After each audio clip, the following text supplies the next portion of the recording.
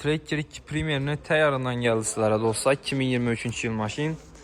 Kraskələri 100% taza, ədləri özü yəgən, abisovkalar qoyulğan, 4 dənə paket boş balon, kruqavoy tonirovka, ədlərinə sonsuz açtalar vurulğan.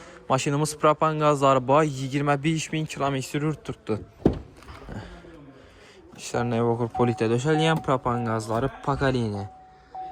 Tracker 2 Premier avtomobili təyyar dostlar. 2023-cü il.